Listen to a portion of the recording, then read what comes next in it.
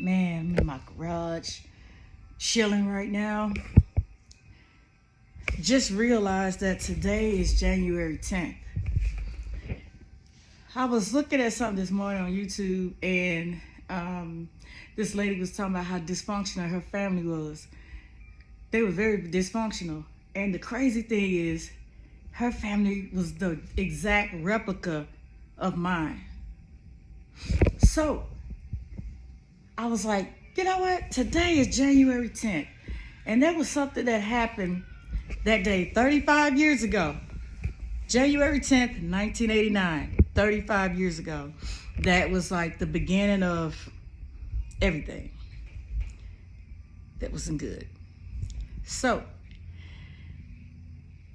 my mother and I never had a mother-daughter relationship. That was something that I always wanted. Even though I'm a daddy's girl, I always wanted a relationship with my mom, you know? I felt like that was missing. But my mom never wanted a relationship with me. It was anything, she pushed me away, you know, don't want to have nothing to do with me. So that year, 1989, I would have been 13 in 2 months. And it just feels to me, this is my perception, that it feels like back in 1988, May of 1988, she had this bright idea that she wanted to join the Navy. And she gave temporary custody to my aunt. My aunt just had a baby. That makes her 4th child. So with that being her 4th child, and I'm 12 at the time, I'm looking like the live-in babysitter, changing diapers and shit, help cooking and all that. Yeah. Well, anyway, my mom had me when she was very young. And since I would have been 13 in 1989, she wanted to make sure she wasn't around if I had become pregnant. She didn't want to be around that because she didn't want to look bad. She didn't want to look like, oh man, she didn't even raise her daughter right. She wanted to be the one to say, see, you didn't do your job right. You didn't even raise her right. I gave it to you, you couldn't even do it right. But she was scared. One thing that I realize now is that when it comes to responsibility and owning up to stuff, my mother is the type that she would run from it.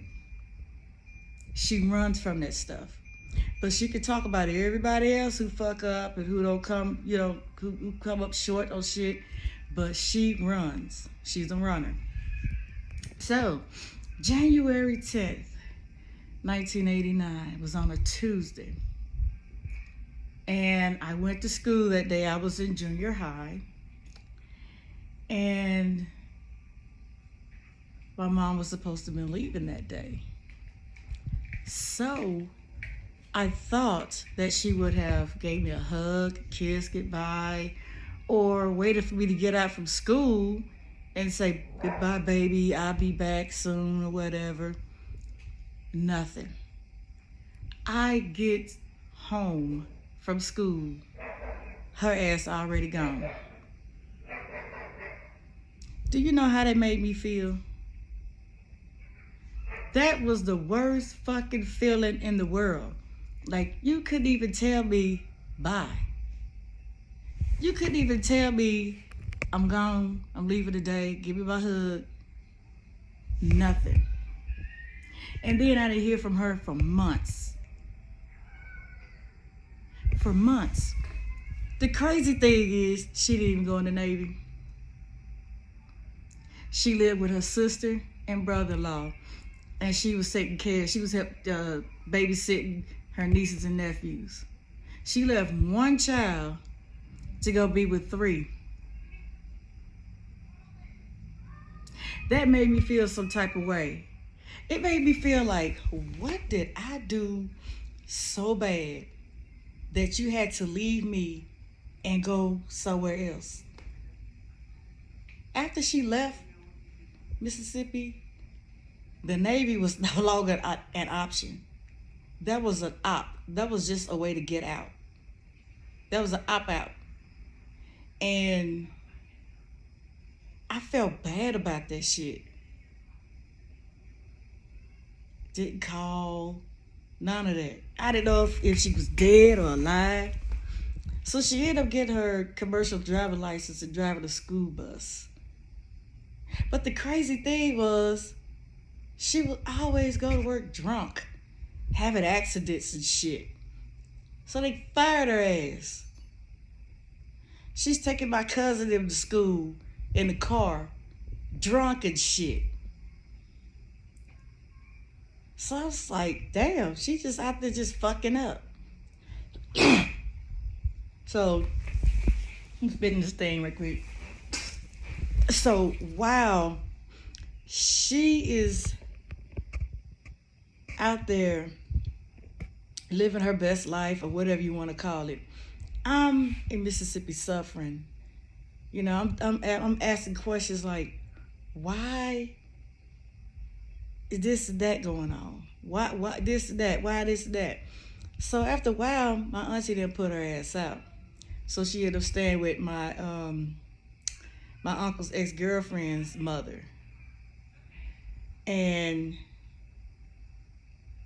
she didn't help clean up, wash dishes, do nothing. She just stayed there, you know, just, I don't know.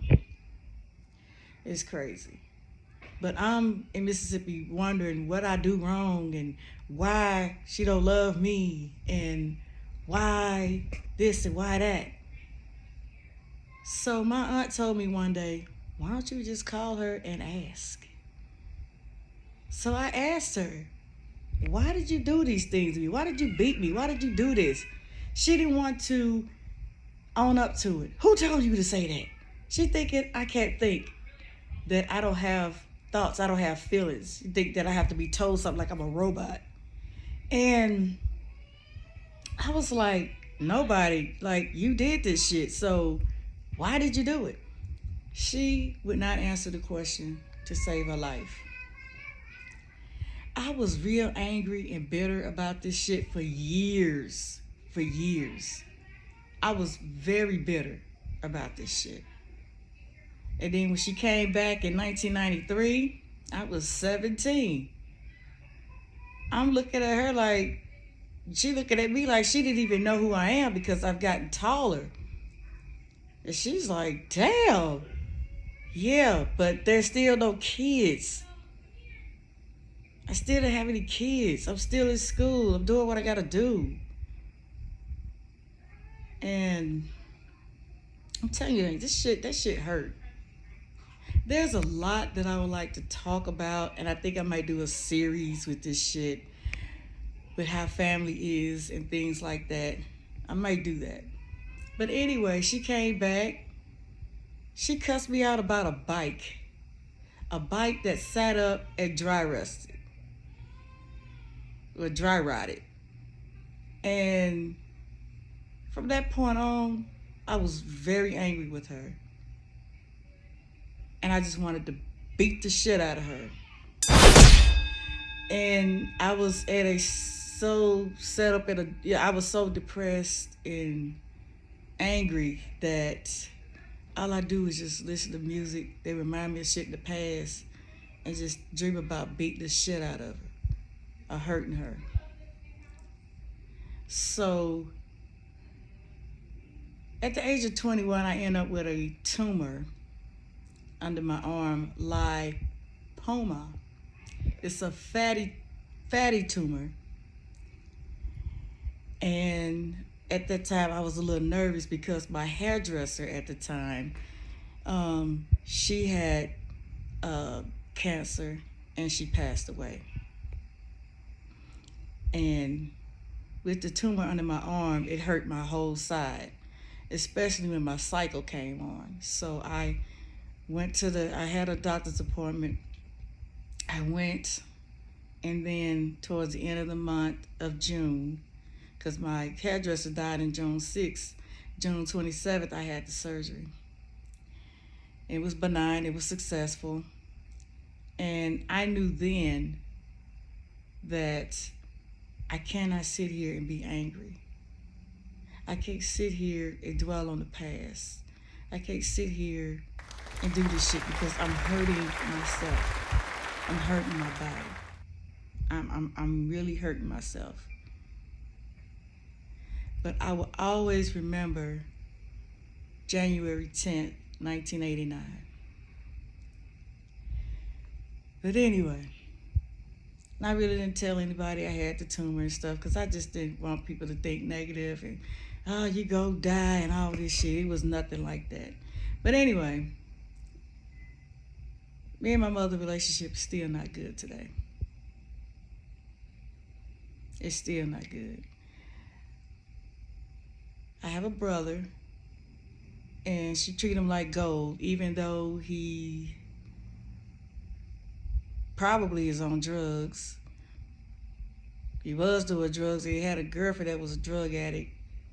Um, I don't want to wish anything negative on the boy, but she babied him, and he looking for women to take care of him, and that's just not the way to be.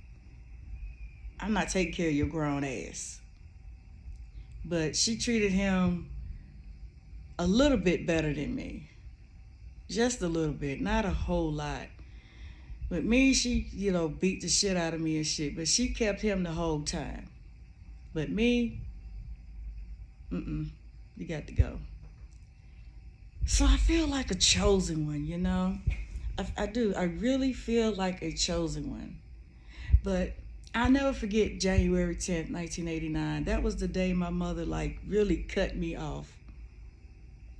We talk and this and whatever, but she never came back and got custody of me. She never did that. So at that point, that's the day that we were done. I know that for a fact. I let people be who they are, and I accept things for what it is. You don't love me? That's fine. I did all my crying. I did all the angry stuff. I'm at peace.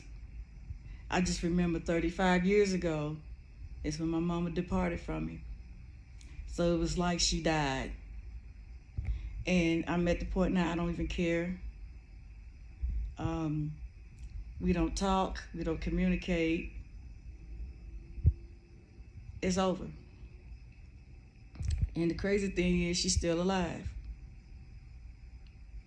So it is what it is. Peace.